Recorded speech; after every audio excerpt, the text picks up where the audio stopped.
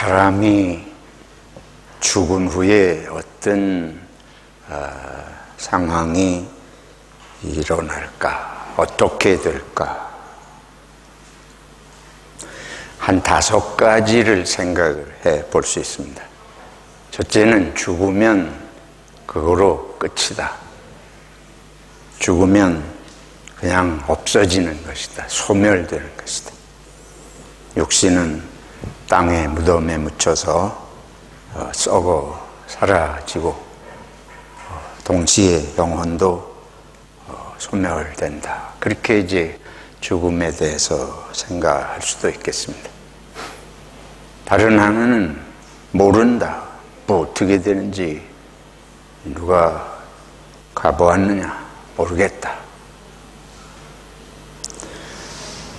셋째는 우리가 눈에 보기에 몸은 이게 무덤에 들어가서 썩고 없어지는 거. 그 뭐 우리 조상들이 다 그렇게 무덤이 있고 무덤을 나중에 파보면 다 육신은 썩어지니까 그거는 그대로 받아들이되 우리에게 있는 이 정신세계 또는 영은 분리돼서 빠져나가서 어딘가 있지 않겠느냐. 뭐 그런 걸 믿기 때문에 사람이 죽으면 귀신이 된다. 우리 한국 사람들은 그런 생각을 합니다. 그러니까 영과 육이 완전히 분리된 세계로 가는 것 같다. 그래서 육은 영은 지옥에 가거나 뭐 우리 한국의 무속 종교나 불교의 영향으로 또는 극락에 간다. 뭐 이런 주장도 있습니다. 또 하나는 힌두교나 불교에서 믿는 것은 사람이 죽어서 없어지는 게 아니고 무슨 다른 짐승으로도 날 수 있고, 불교에서 말하자면 이 세상에서 선한 일을 많이 하고 업보, 그들이 표현하는 업보가 좋으면 또 다시 사람으로 날 수도 있고, 그 업이 자기가 살한 그런 것이 선하지 아니하면 무슨 다른 하등 동물로 태어나기도 하고 한다. 이제 이런 윤회를 믿는 종교도 있습니다. 그 외에는 뭐 다른 걸 생각해 볼 수 있는 가능성이 없습니다. 근데 우리 기독교가, 우리 성경이 말씀하는 것은 이 모든 것과 다른 부활입니다. 없어지는 것도 아니고 죽음 이후에 어떻게 되는지 모르는 그런 것도 아니고 영과 혼이 분리돼서 몸이 완전히 사라지는 것도 아니고 사람이 죽어서 뭐 다른 짐승으로도 나고 또 사람으로도 또 태어날 수도 있고 이런 것이 아니라 우리는 예수 그리스도 안에서 하나님의 창조의 은혜 아래서 다시 이 나로 부활한다. 이걸 믿는 것이 기독교 신앙입니다. 근데 우리가 부활할 때에 입는 몸은 그러면 사람이 죽어서 분명히 썩어 없어지는데, 또 뭐 어떤 사람들은 화장을 해가지고 다 불에 타 없어지는데 그 몸이 다시 그러면 회복이 된다는 말이냐. 여기에 이제 성경이 말씀하는 부활은 내가 죽었다 다시 사는 소생하고 다른 것입니다. 이 부활은 몸이 변형돼서 다시 썩지 않는 형체로 몸의 형체가 있지만 지금과는 다른 썩지 않는 그런 몸을 입게 되고 우리의 영혼도 죄를 다시 되풀이하고 반복하는 불완전한 정신상태, 마음 상태를 극복한, 한마디로 말하면 몸과 마음이 완성된 완성체로의 부활을 말씀하시는 것입니다. 그래서 이것은 그냥 죽었다 소생하는 것이 아니에요. 그건 의미가 없어요. 왜 의미가 없느냐? 육과 영이 죽었다 그대로 다시 살아나면 현재의 부족함을 되풀이하고 사는 것이 되잖아요. 그거는 세상을 변화시킬 수도 없고 변화되지 않는 몸으로 또 그런 정신 상태로 부활하려면 부활할 필요 없이 안 죽는 것이 낫습니다. 우리가 바라는 건 안 죽는 거 아니에요. 영원히 안 죽는 것 아니에요. 근데 기독교를 빙자해서 성경을 빙자해서 예수를 믿으면 안 죽고 오래 산다 하는 것은 부활의 진정한 의미를 깨닫지 못했기 때문에 그런 것입니다. 저 여러분들이 죽었다가 이 모습대로 이 마음보대로 다시 살아나가지고 저희 집사람하고 천년만년을 같이 산다. 여러분 그러고 싶으세요? 대답을 못하지. 생각해 본 적이 있어야 말이지. 의미가 없어요. 소생하는 것은 의미가 없습니다. 다만 우리가 이 세상에서 죽음 이후의 세계를 안 가봤기 때문에 두렵고 불안해서 죽기 싫어서 오래 살고 싶은 것이지 그렇게 오래 사는 것이 우리를 창조하신 하나님의 선하신 뜻에 맞지 않는다. 하나님은 우리가 예수 그리스도의 죽음을 통해서 완성된 몸으로 완전한 하나님의 사람으로 그래서 새 생명이라고 말하는 영생을 주시기 원하시는 줄로 믿습니다.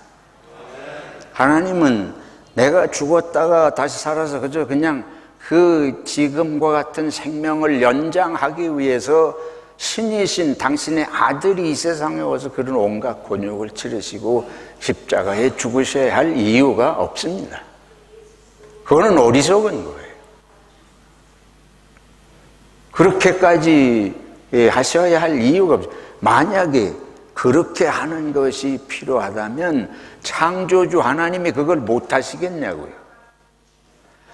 부활은 창조주 하나님, 생명을 창조하신 그 하나님을 믿을 때만 부활은 고백할 수 있습니다.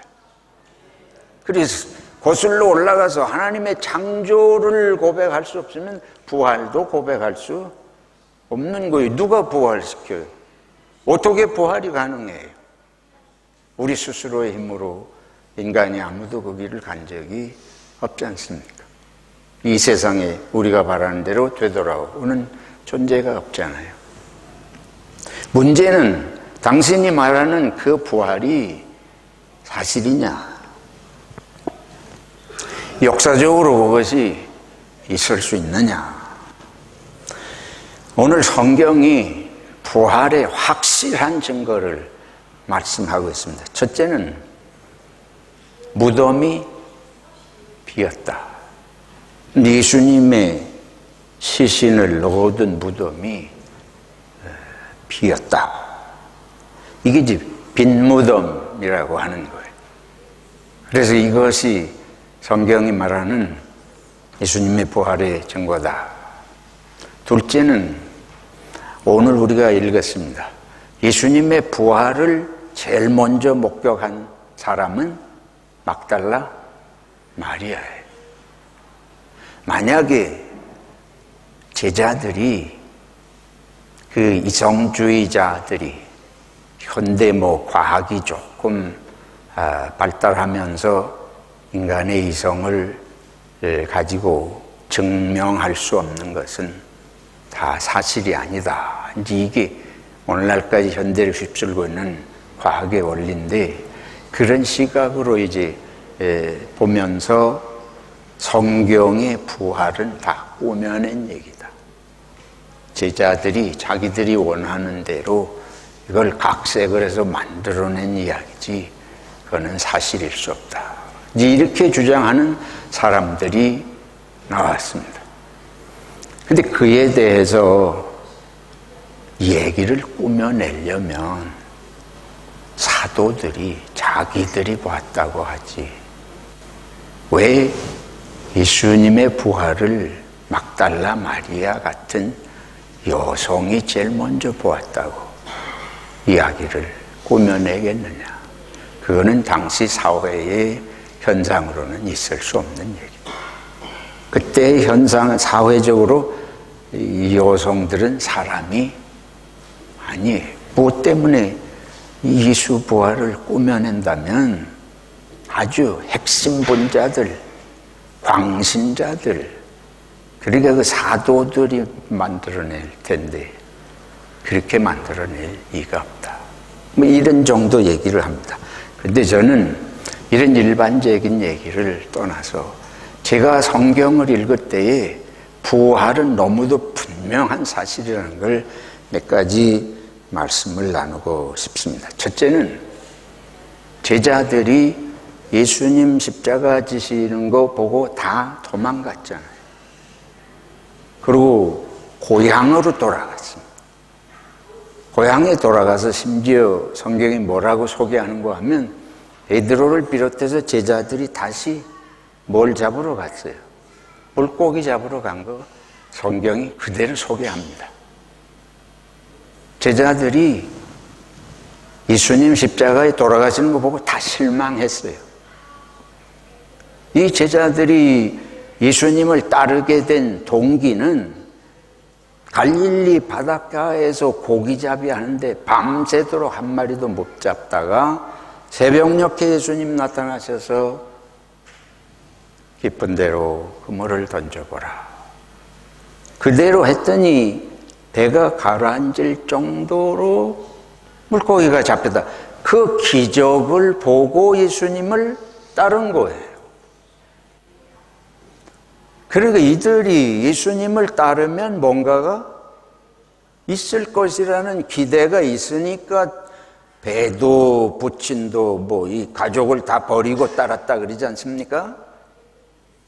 우리가 직업을 버리고 가족을 다 버리고 뭔가를 하는데 생각 없이 그렇게 순진해요? 분명히 뭔가를 기대하고 따랐는데 그 예수님이 십자가에 돌아가시네. 그러니까 이들의 희망이 다 사라졌습니다. 며칠 전만 해도 예수님이 예루살렘에 가실 때에 뭔가 큰 일을 일으키시리라 생각이 들어서 종려나무 가지를 꺾어 흔들며 찬송하며 예수님을 예루살렘 입성하는 걸 환호했는데 불과 닷새 만에 십자가에 돌아가시요. 그들의 희망이 남아있을 것이 뭐가 있습니까? 그래서 흩어지는 게 당연한 거예요. 두려워서 예수님을 모른다 그러고 다 그러고 도망갔는데 예수님 아주 돌아가 버리셨으니까 고향에 가서 이제 내가 먹고 살아야지. 내가 예수 따라다녔나 보다. 근데 그들이 다시 모입니다. 부활하신 예수님을 보았기 때문에 이들이 다시 모인 것입니다. 예수 그리스도의 부활이 없었다면 이들이 다시 모일 리가 없어요. 내가 지금 당장 이제 안 그래도 이거 3년 허송세월 한 것 같은데 하루라도 더 빨리 물고기 잡아서 살아가야지. 여러분들이 교회에 오시려고 직업을 포기하는 적이 얼마나 계세요? 우리 같으면 그렇게 먹고 사는 거 다 제쳐두고 다시 그 길을 가겠습니까? 이 우리들의 모습에 비교해 보면 이건 일어날 수 없는 일이 일어난 것입니다. 그래서 제자들이 다시 모이고, 둘째는 제자들이 전한 메시지를 보세요. 우리 사도행전 2장이나 오늘 읽은 10장이나 제자들이 하나같이 증거하는 것은 예수님의 십자가와 부활입니다. 사도들뿐만 아니고 사도행전 7장의 스데반의 설교도 똑같습니다. 모든 주님의 제자들이 전하는 메시지의 핵심은 예수님이 우리를 위해 십자가에 죽으시고, 유대인들 당신들이 무지해서 예수님을 십자가에 못 박아 죽였으나 하나님이 다시 살리셨다. 그리고 이 일에 우리는 증인이다. 그리고 우리가 사도행전 3장에 보면 베드로를 비롯한 사도들이 삶이 완전히 달라져요. 그리고 성전에 기도하러 가다가 미문에 안전뱅이가 앉았는데 그 구걸하는 안전뱅이에게 은과 금은 내게 없거니와 내게 있는 것으로 내게 주노니 나사렛 예수 그리스도의 이름으로 일어나 걸으라. 그 사람이 낫잖아요. 근데 그 사람이 나은 것을 가지고 시비를 삼아서 바리새인들이 문제를 삼고 베드로와 사도들을 잡아 때리고 옥에 가두고, 그리고 다시는 예수를 전하지 말라. 그때에 사도들이 뭐라고 대답하느냐면 우리는 보고 들은 걸 말하지 않을 수 없다. 우리가 너희 말을 듣는 것이 옳은지 하나님에게 순종하는 것이 옳은지 스스로 생각해보라. 이런 것이 보지도 않고 예수 부활을 보지도 않고 그렇게 말할 수 있습니까? 오늘 우리가 제일 고민하는 게 뭐예요? 믿어지지 않는 거예요. 여러분도 수시로 의심이 생길 줄로 나는 짐작해요. 왜? 저도 그러니까. 인간은 죽을 때까지 의심하는 존재입니다. 근데 사도들이라고 무슨 한 번 믿음 생긴 것이 그렇게 얼마나 오래 가요? 그러니까 그들이 이렇게 잡히고 매를 맞고 위협을 당해도 전할 수 있는 것은 그냥 쉽게 되는 일은 아닙니다. 우리는 봤어도 증거 안 해요. 우리는 두려우면 확실한데도 정직하게 말하지 않습니다. 근데 사도들이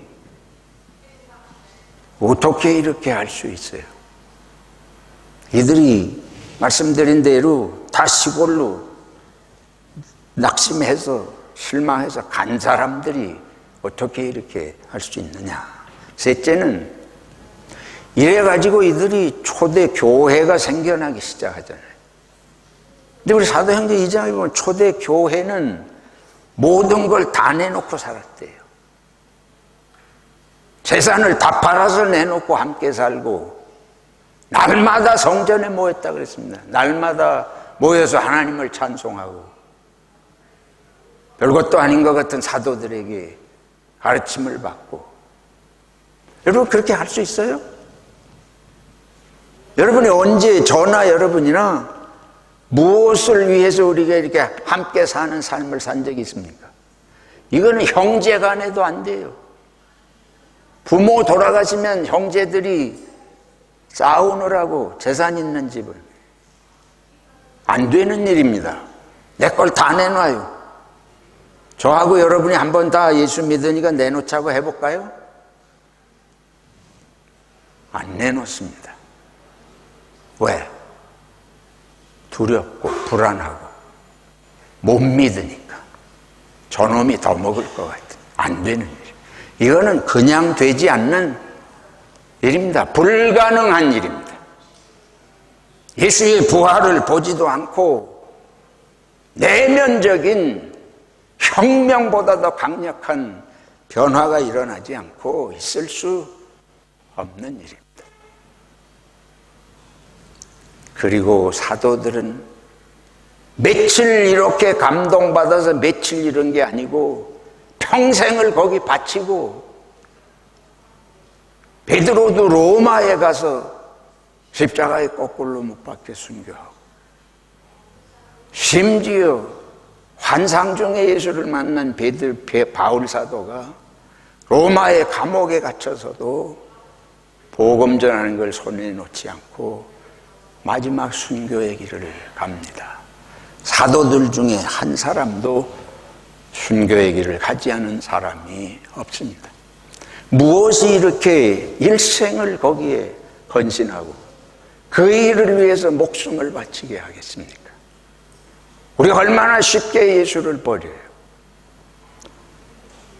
이들의 삶이 이거보다 더 확실한 부활의 증거는 없다고 나는 확실히 믿습니다.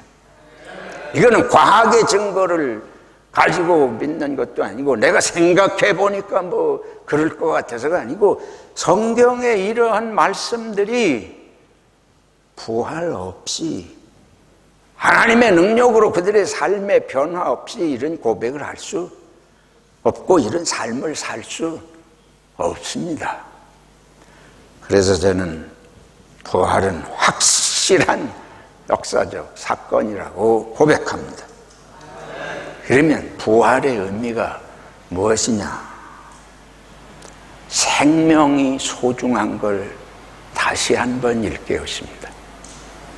우리 생명이 소중하고 귀하기 때문에 십자가로 대속하시고 부활로 새 생명을 주시기 원하는 게 하나님의 사랑입니다.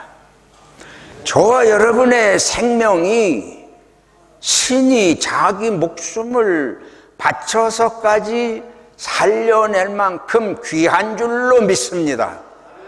생명의 중요성을 부활을 통해서 인식해야 됩니다. 대신 고통당하고 좀 십자가에 죽겠다. 그거로 끝나면 죄의 용서도 생명이 중요하기 때문에 하시는 줄로 믿습니다. 죄보다 생명이 중요한 거예요. 생명의 가치가 죄로 말미암아 없앨 만큼 그렇게 무가치한 것이 아니다. 그러니까 간음한 여인도 돌로 쳐 죽이려고 할 때에 예수님께서 막아 쓰신 것은 생명이 귀하다. 죄보다 생명이 더 소중하다. 할렐루야. 그래서 사람을 보는 시각을 바꿔야 할 줄로 믿습니다. 부활은 생명의 소중함을 일깨워 주시는데, 이 부활은 그냥 아까 말씀드린 대로 이 마음보 가지고 되살아나는 거 아니고, 이 생명이 귀한데 그 생명에 합당한 성품으로 변화되는 게 더 귀한 줄로 믿습니다. 그래서 부활 생명이 소중한 것입니다. 하나님은 저와 여러분들이 정말 변화돼서 행복하게 살기를 원하시는 줄로 믿습니다. 맨날 싸우고 의심하고 뭐 짜게지고 이러지 말고 생명은 귀하다. 네 귀한 생명이 행복하게 살기 원하는데, 그렇게 변화되는 걸 원하는데 우리 스스로는 안 되니까, 그래서 다시 부활하는 정말 가치 있는 생명의 존재로 축복하시는 것입니다. 그래서 이 하나님의 창조주 하나님의 사랑 안에서 이것이 일어나기 때문에 우리는 절망하지 않아야 합니다. 어떤 상황에서도 절망하지 말아야 됩니다. 내 자신에게 절망하지 말아야 되고 이웃에게도 절망하지 말아야 됩니다. 비록 이 세상에서 온전치 못해서 죽을지라도 또 죽을 죄를 졌다 할지라도 예수 그리스도 안에 있으면 새로운 피조물로 부활의 생명체로 하나님 안에서 다시 살 줄로 믿습니다. 그러면 현실 속에서 이 부활을 믿는 사람들이 어떻게 살라는 거냐? 부활은 소망만 하고 그냥 기다리기만 하면 되는 것인가? 우리가 아직 죽지 않고 사는 동안에 이 부활을 믿고 보고 살게 하시는 것은 이 세상에서 예수 그리스도의 부활을 믿고 요 세상만 전부인 것처럼 살지 말아라. 내일이 있고 모레가 있고 앞으로는 달라질 것이라는 희망이 있으면 다르게 살 수 있습니다. 사람이 다르게 삶을 살 수 있는 가장 근원적인 힘은 부활을 믿을 때 일어나게 됩니다. 부활은 우리가 다른 생각을 하고 다른 판단을 하고 다르게 말하고 다르게 행동할 수 있는 가장 강력한 원동력입니다. 근원적인 변화를 일으킬 수 있는 힘이 부활 속에 있습니다. 그래서 아내를 볼 때, 남편을 볼 때, 우리 믿음의 형제 자매들을 볼 때 날마다 생각을 다시 먹어야 돼. 아, 우리는 부활 안에 부활을 약속받은 다 달라지고 정말 행복하게 살기를 원하시는 하나님의 약속의 날이 있다. 초대교회가 그러니까 내놓을 수 있는 거예요. 재산만 내놓은 것이 아닙니다. 초대교회의 성도들은 날마다 생명의 위협 속에 살았습니다. 그런데 그들이 그렇게 살 수 있는 것은 부활을 믿었기 때문에, 확신했기 때문에. 그러니까 부활을 확실히 믿으면 지금 삶이 달라질 수 있습니다.